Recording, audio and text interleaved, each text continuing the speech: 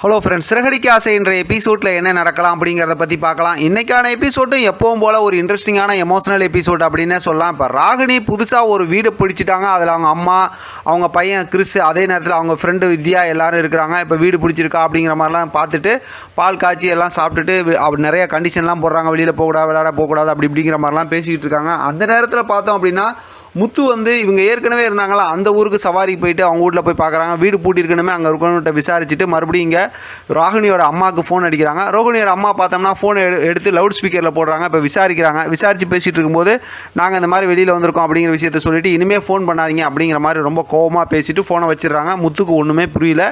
இப்போ ரோகிணி வந்து நிறைய கண்டிஷன்லாம் போடுறாங்க. அந்த வீட்டில் அப்படி இருக்கணும் இப்படி இருக்கணும் அப்படிங்கிற மாதிரிலாம் சொல்லிவிட்டு இப்போ நம்ம அந்த ஸ்கூல் இவங்க அதாவது புதுசாக சேர்த்துருக்க ஸ்கூலுக்கு போகலாங்கிற மாதிரி கிளம்புறாங்க.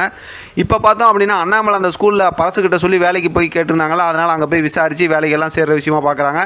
அதே நேரத்தில் இங்கே ராகினி, அவங்க அம்மா, கிறிஸ் 3 பேரும் கரெக்டாக அந்த ஸ்கூலுக்குள்ளாரையும் வந்துடுறாங்க. மாற்றி மாற்றி அண்ணாமலை அவங்கள அப்படி மாற்றி மாற்றி காட்டிக்கிட்டு இருக்கிறாங்க.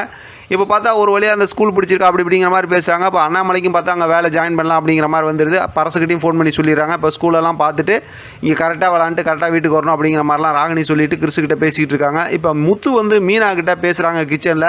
இந்த மாதிரி நான் கிறிஸோட பாட்டிக்கிட்ட பேசினேன், ஆனால் அவங்க இந்த மாதிரி அவாய்ட் பண்ணி பேசுகிறாங்க. ஏற்கனவே நம்ம வீட்டில் ஃபங்க்ஷன் நடக்கும்போது அந்த மாதிரி தான் பேசுனாங்க.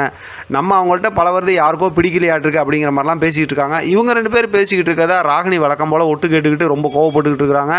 ஆனால் இந்த விஷயத்தை நம்ம கண்டுபிடிக்கணும் அப்படிங்கிற மாதிரி அவங்க சொல்லிக்கிட்டு இருக்காங்க. அதோட பார்த்தா இந்த பக்கத்து பார்த்தா ராகினி வந்து அது அந்த விஷயத்தில் என்ன பண்ணலாம் அப்படிங்கிற மாதிரி யோசிக்கிறாங்க. ஒரு மாதிரி இன்ட்ரெஸ்டிங்காக இன்றைக்கான எபிசோட் முடிச்சிருக்காங்கன்னு வச்சுங்களேன். இதில் நமக்கு ஹைலைட்டான விஷயம் என்னென்னா, அடுத்து பார்த்தா கிறிஸ் வந்து சேர்ற அந்த ஸ்கூலில் தான் கரெக்டாக பார்த்தா அண்ணாமலையும் ஒர்க் பண்ணுறாரு. அப்படிங்கும்போது அடுத்த பிரச்சனை ஸ்டார்ட் ஆக போகுது அப்படிங்கிறது நமக்கு நல்லாவே புரிஞ்சு போச்சு. வெயிட் பண்ணி பார்க்கலாம் ஸ்டோரி அடுத்து எப்படி இன்ட்ரெஸ்டிங்காக கொண்டு போகிறாங்க. கிறிஸை பார்க்காம இருக்கிறதுக்கு என்னெல்லாம் பண்ண போகிறாங்க, என்னெல்லாம் தில்லாலங்கடி வேலை நடக்குது அப்படிங்கிறது அடுத்தடுத்து சுவாரஸ்யமான கதையாக இருக்க போது. இது சம்மந்தமாக சூப்பராக ஒரு ப்ரோமோ வரும்னு நான் எதிர்பார்க்குறேன். இதை பற்றின உங்களோட கருத்து கமெண்ட் பாக்ஸில் தெரியப்படுத்துங்க. தொடர்ந்து ஆதரவு கொடுங்க. தேங்க்யூ ஃப்ரெண்ட், தேங்க்ஸ் ஃபார் வாட்சிங்.